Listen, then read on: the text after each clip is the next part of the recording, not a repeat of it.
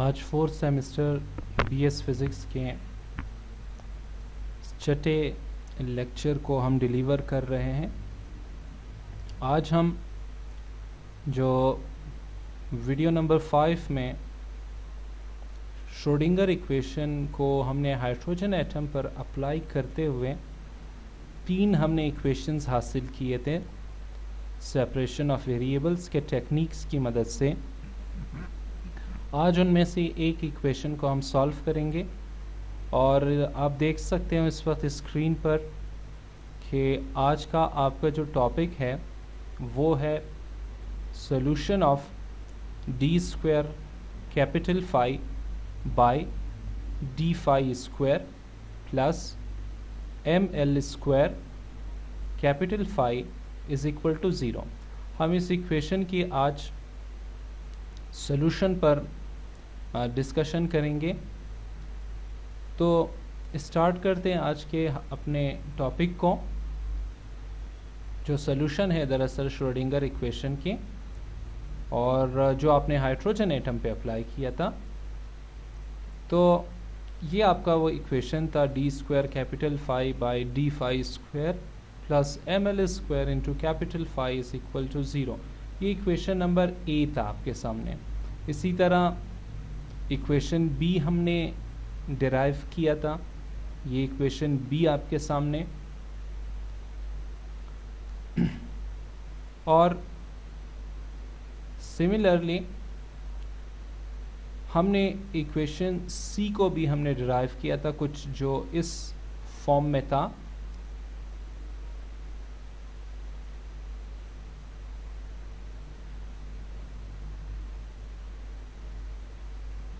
तो ये तीनों इक्वेशंस थे जो लास्ट टाइम हमने वीडियो नंबर 5 में हमने डिराइव किया था। तो इसमें हम इक्वेशन ए को आज सॉल्व करेंगे। तो हम उसी की सॉल्यूशन की बात कर रहे हैं। ये एक डिफरेंशियल इक्वेशन है। दरअसल इक्वेशन नंबर ए एक डिफरेंशियल इक्वेशन है, और डिफरेंशियल इक्वेशन की भी सेकंड ऑर्डर यहाँ हम यूज़ कर चुके हैं।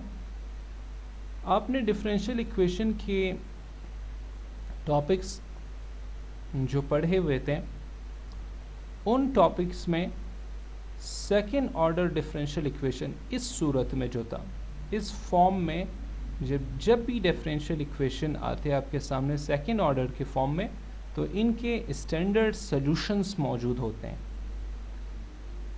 वो स्टैंडर्ड सॉल्यूशन में यहाँ डायरेक्टली यूज़ करूँगा, और ऐसे डिफरेंशियल इक्वेशन से हमारा वास्ता मॉडर्न फिज़िक्स फर्स्ट कोर्स में भी पढ़ा था। हमने ऐसे इक्वेशंस को डिटेल से हमने सॉल्व भी किया था कि किस तरह इनके स्टैंडर्ड सॉल्यूशन तक हम पहुंच सकते हैं। तो आज मैं सिर्फ इनकी स्टैंडर्ड सॉल्यूशन को लिखने जा रहा हूं डायरेक्टली। इनकी पूरी डिटेल आपको मैथमेटिकल मेथड्स में भी मिल जाएंगे और मॉडर्न फिज़िक्स 1 के कोर्स में भी मिल जाएंगे। तो स्टैंडर्ड सॉल्यूशन ऑफ इक्वेशन लिख रहे हैं हम। फंक्शन कैपिटल फाई जो कि डिपेंड कर रहा है किस पर, वेरिएबल फाई पर, स्मॉल फाई पर, is equal to A is proportionality constant, और इक्वेशन है ये कांस्टेंट है इस डिफरेंशियल इक्वेशन के सॉल्यूशन का, into exponential of iota M L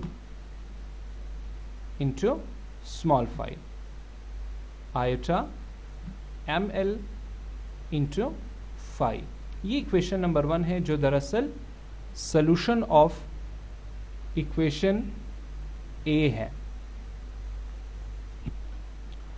अब आपने इस सॉल्यूशन में आप देख सकते हो जो राइट हैंड साइड है, ये जो right hand side of equation number 1 है, आप इस right hand side of equation number 1 को मज़ीद सिंप्लीफाई कर सकते हो। इसके टेक्निक्स भी आप अपने HSC के क्लासेस में आपने पढ़ लिए थे। तो हम क्या करने जा रहे हैं फ़िलहाल, हम इस राइट हैंड साइड को सॉल्व करने जा रहे हैं और ml की वैल्यू फाइंड करेंगे। हम a की वैल्यू फाइंड करेंगे। इस तरह हमें इक्वेशन नंबर 1 जो फंक्शन ऑफ कैपिटल फाई को रिप्रेजेंट कर रहा है वो सोल्यूशन तक पहुंच पाएगा।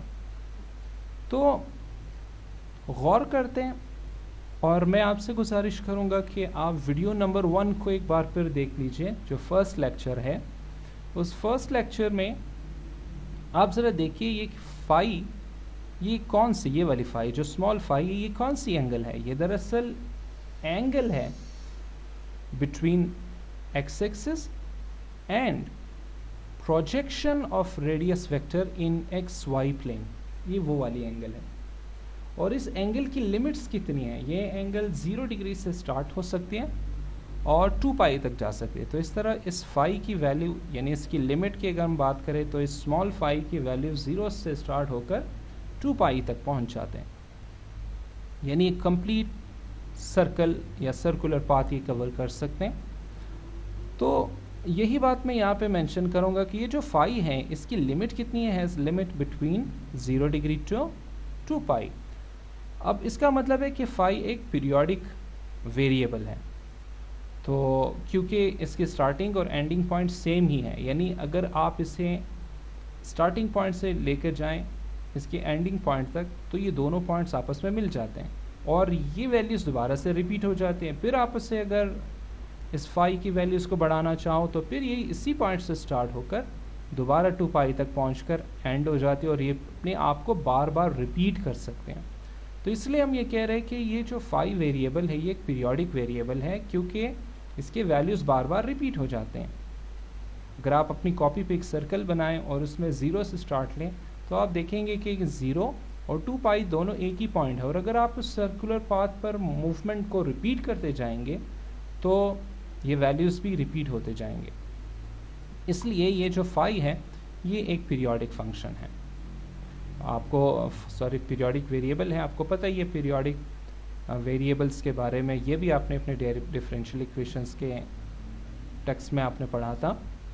तो अगर स्मॉल फाई पीरियोडिक वेरिएबल है तो ये कैपिटल फाई जो इस स्मॉल फाई पर डिपेंडेंट है तो ये कैपिटल फाई भी पीरियोडिक फंक्शन ही होगा। तो कैपिटल फाई ये भी एक पीरियोडिक फंक्शन ही है और अगर ये पीरियोडिक फंक्शन है जो कि ऊपर बयान हो चुका है कि ये बिल्कुल एक पीरियोडिक फंक्शन है, तो हम इस इक्वेशन नंबर 1 के राइट हैंड साइड को थोड़ा सा मॉडिफाई करके लिख सकते हैं इस तरह। तो हमने कहा कि capital phi is also periodic function. तो अब हम क्या करेंगे, हम इस इक्वेशन नंबर 1 को कुछ इस मेथड से लिख सकते हैं कि कैपिटल फाई जो डिपेंड करे स्मॉल फाई पे is equal to a exponential of iota ml phi plus 2 phi, phi plus 2 pi. अब ये जो फाई है और ये जो फाई प्लस 2 पाई है ये दरअसल एक ही पॉइंट को रिप्रेजेंट कर रहे हैं, इसलिए आप इन दोनों को एक तरह से लिख सकते हो। फिर ये बता रहा हूँ आपने अगर ये समझना है कि ये फाई और फाई प्लस 2 पाई किस तरह से इक्वल है तो आप अपनी कॉपी पे सर्कल बनाएं, जो स्टार्टिंग पॉइंट है आपसे 0 का नाम दें और किसी भी पॉइंट को फाई का नाम दें। तो जो आप 2 पाई उसमें ऐड करेंगे तो दोबारा आप उसी पॉइंट पे पहुंच जाएंगे जहां से आपने स्टार्ट लिया था। तो इसलिए हम ये कह सकते हैं कि ये जो फाई है ये इक्वल टू फाई प्लस 2 पाई है। तो यहाँ हम बेसिक अलजेब्रा यूज़ करते हैं। आपको पता ही है कि पहले आप एक काम करें, आप इससे मल्टीप्लाई करें आयोटा ml को, ये जो ब्रैकेट के अंदर जो 2 टर्म्स हैं इन दोनों के साथ मल्टीप्लाई करें। तो कर लेते हैं ये काम, मल्टीप्लाई कर रहा हूँ a exponential of iota ml phi plus iota ml 2 pi. तो ये देखा आपने, मैंने मल्टीप्लाई किया। अब मैं ये बेसिक अलजेब्रा यूज़ करने जा रहा हूँ कि आप जब किसी पावर को ऐड करते हो तो दरअसल उसका मतलब ये है कि ये प्रीवियसली 2 सेम बेसिस के साथ ये पावर्स मल्टीप्लाई हुए थे, इस तरह से कि अगर हम सिंपल स्टेप अप्लाई करें इस पर तो यूँ लिख सकते हो कि a exponential of iota ml phi into exponential of iota ml2 pi. अब देखें बेसिस सेम है, तो अगर आप बेसिस कॉमन लो तो दोनों पावर्स ऐड हो जाएंगे, ये वाली स्टेप आपको दोबारा मिल जाएंगी। अब ये जो सोल्यूशन है इसमें जो प्रोडक्ट हैं, इन दोनों टर्म्स के जो एक्सपोनेंशियल के प्रोडक्ट्स हैं, ये सोल्यूशन तब ही होल्ड कर सकता है, इसे आप आगे तब ही बढ़ा सकते हो जब इनमें से आपको सिंगल वैल्यू ही मिल सके। सिंगल वैल्यू का क्या मतलब, यानी डिफरेंट पॉइंट्स पर, मतलब मैं ml की कोई वैल्यू पुट कर देता हूँ, तो मैं जब ml की वैल्यू पुट करूँगा तो मुझे या पहले टर्म की वैल्यू मिल जानी चाहिए या दूसरे टर्म की वैल्यू मिलनी चाहिए। ऐसा ना हो कि मैं ml की वैल्यू पुट करूं और इन दोनों टर्म्स के वैल्यूज़ अलग अलग आ जाए। फॉर एग्जांपल पहले टर्म की वैल्यू 5 आ जाए, दूसरे की 10 आ जाए, ऐसा नहीं होगा। एक की वैल्यू आनी चाहिए और एक ही वैल्यू सिंगल ही रहे, यानी 1 के इक्वल रहे, यानी 1 के इक्वल, इनमें से किसी एक की वैल्यू 1 के इक्वल होनी चाहिए, तब जाके ये सॉल्व हो सकेगा। अब ये जो बात मैं आपको बता चुका हूँ, ये अभी आपको मैं दोबारा से डिटेल से बता देता हूँ कि ये जो इक्वेशन है, ये जो इक्वलिटी है, इस इक्वेशन में ये पॉसिबल तभी है अगर एक्सपोनेंशियल ml2 पाई वो 1 के इक्वल हो। मैंने यही कहा था ना कि इनमें से किसी एक की वैल्यू सिंगल ही रहे, यानी 1 के इक्वल रहे। तो हमने यहाँ पे ये बताया कि इस इक्वलिटी में ये जो सेकंड टर्म है एक्सपोनेंशियल ऑफ आयोटा ml2 पाई, अगर ये 1 के इक्वल हुआ तो ये इक्वलिटी पॉसिबल है, वरना ये इक्वलिटी पॉसिबल नहीं है। अब आप भी सोच रहे होंगे कि ये जो इक्वेशन 2 का जिसका मैंने नाम दिया exponential iota 2 ml2 pi is equal to 1, क्या ये 1 के इक्वल भी हो सकता है या नहीं? हम इसे जस्ट यहाँ सपोज कर रहे हैं, ऐसा तो नहीं है, हम सपोज नहीं कर रहे सिर्फ, बल्कि हमारे पास मैथमेटिकल इसकी सोल्यूशन मौजूद है, मैथमेटिकल प्रूफ मौजूद है। वो प्रूफ किस तरह से हैं वो देख लेते हैं।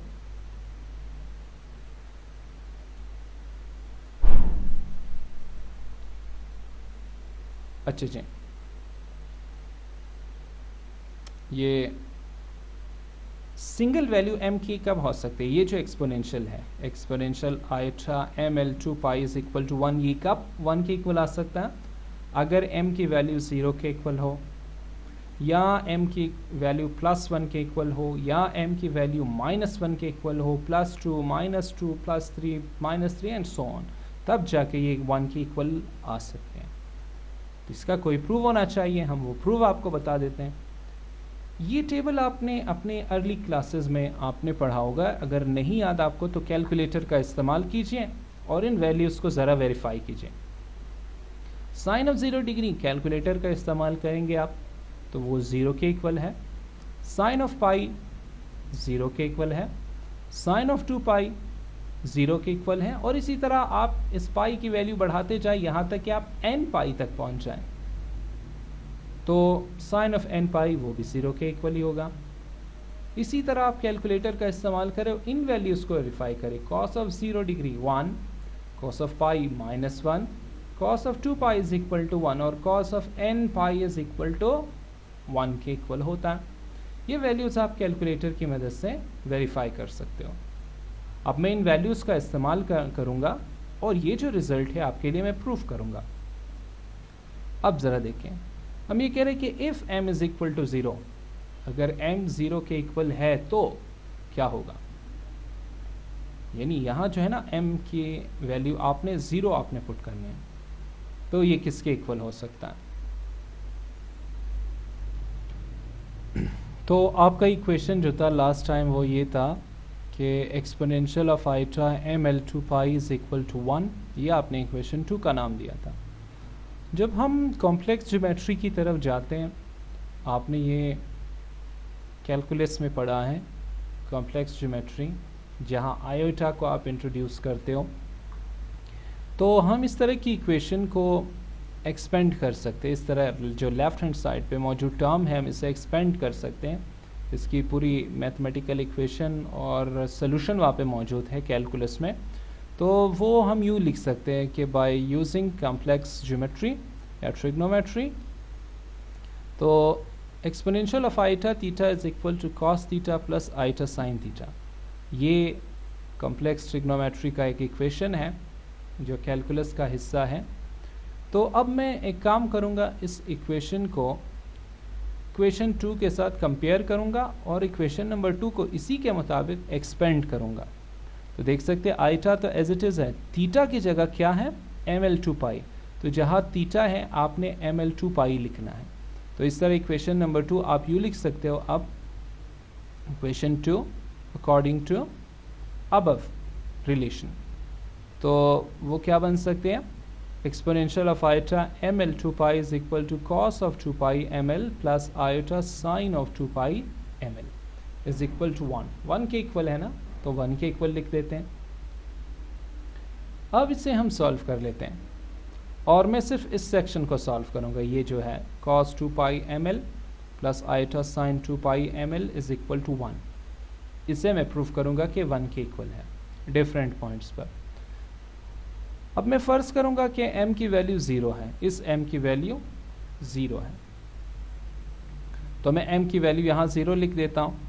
तो exponential of iota 2ml 2 pi is equal to cos 2 pi ml की जगह 0 लिख दिया आपने, plus iota sine 2 pi ml की जगह आपने 0 लिख दिया। आप देखते हैं कि यह 1 के इक्वल हो सकता है। एक ये वाली वैल्यूज़ इस्तेमाल कीजिए, ये देखें 0 मल्टीप्लाई करेंगे 2 पाई से, तो ये इक्वेशन कुछ यूँ होगा, cos of 0 degree plus iota sine of 0 degree. तो कॉस ऑफ 0 डिग्री 1 के इक्वल है, साइन ऑफ 0 डिग्री 0 के इक्वल है, लिख दो यहाँ पे exponential iota ml2 pi is equal to 1 cos of 0 degree 1 iota sine of 0 degree, sine of 0 0 multiplied with iota 0, 1 plus 0 1, तो exponential of iota ml2 pi is equal to 1। इसका मतलब ये है कि अगर मैं इक्वेशन नंबर 2 में m की वैल्यू 0 पुट करूँ तो ये 1 के इक्वल हो सकता है, ये इसका सोल्यूशन आपके सामने। इसी तरह मैं अगर सपोज कर लूँ कि m 1 के इक्वल है, मैं m की वैल्यू 1 लिख देता हूँ, तो क्या होगा, m is equal to 1, then exponential of iota ml2 pi is equal to cos of 2 pi into 1। तो जहाँ पे m है, यहाँ m है ना, तो m की जगह मैंने 1 लिख दिया, प्लस आइटा साइन 2 पाई 1, इस m की जगह भी 1 लिख दिया मैंने, मल्टीप्लाई करे 2 पाई इंटू 1 2 पाई, यहाँ भी 2 पाई, तो exponential iota ml2 pi is equal to cos of 2 pi plus iota sine of 2 pi. अब इस रिलेशन को इन वैल्यूज़ की तरफ आते, cos of 2 pi is equal to 1, sine of 2 pi is equal to 0, तो exponential iota ml2 pi is equal to cos of 1 plus 0, sine of 2 pi 0, multiply करो iota से तो इज इक्वल टू 0 के equal है। तो 1 plus 0 is again equal to 1।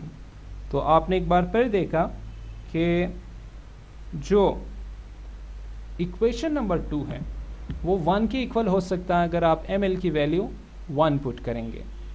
आगे बढ़ते हैं, अगर m की वैल्यू -1 के इक्वल हो तो क्या होगा, यानी यहाँ m की जगह -1 लिखेंगे आप, तो exponential of iota ml2 pi is equal to cos of 2 pi into -1, यहाँ m की जगह मैंने -1 लिख दिया, plus iota sine 2 pi into -1, okay, cos of -2 pi iota sine of -2 pi. अब यहाँ कैलकुलेटर का आप इस्तेमाल करेंगे, आप अपनी साइंटिफिक कैलकुलेटर यूज़ करो, तो cos of -2 pi is equal to, ये आप कैलकुलेटर से वेरीफाई करें, 1 के इक्वल है, साइन ऑफ -2 पाई वो 0 के इक्वल है, तो 1 प्लस 0 अगेन इक्वल टू 1। तो इक्वेशन नंबर 2 1 के इक्वल कब आ सकते हैं, जब आप -1 पुट करेंगे m की जगह।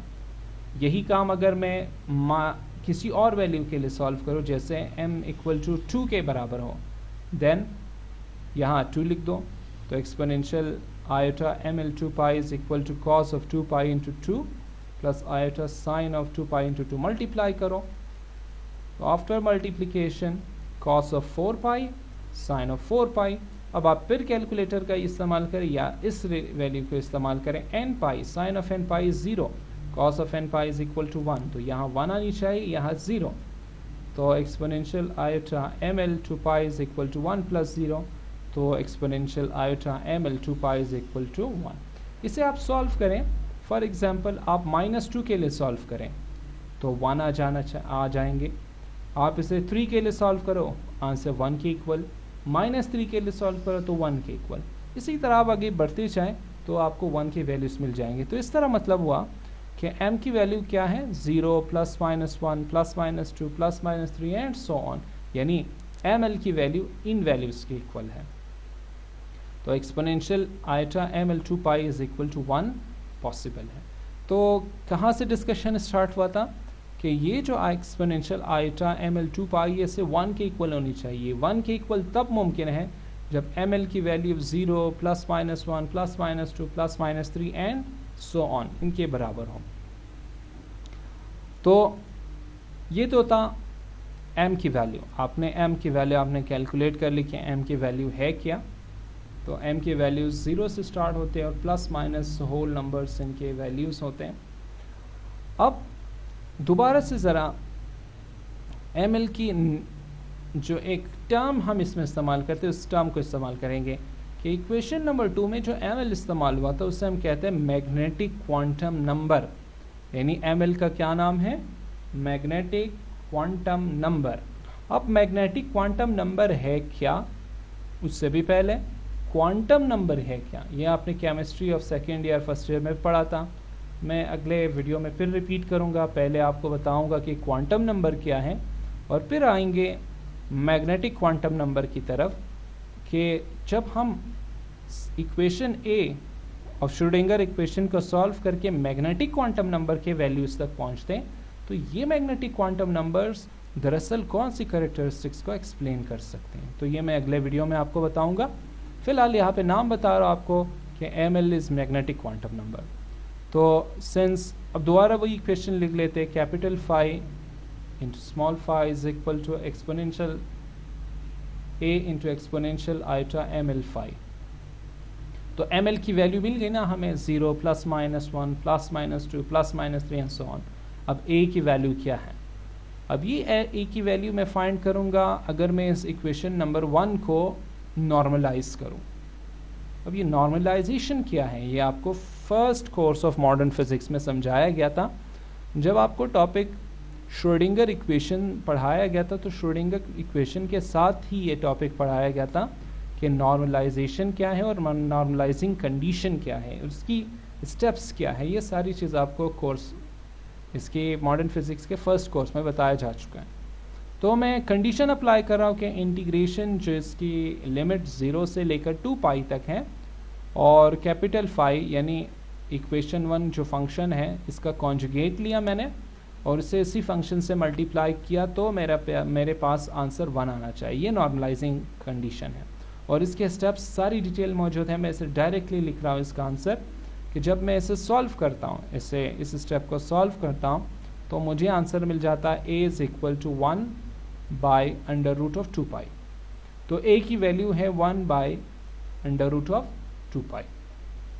तो आपने देखा इक्वेशन नंबर 1 जो हम सॉल्व कर रहे थे, जो सोल्यूशन था standard solution of equation a, इसमें a की वैल्यू भी मिल गई हमें, ml की वैल्यूज़ भी मिल गए।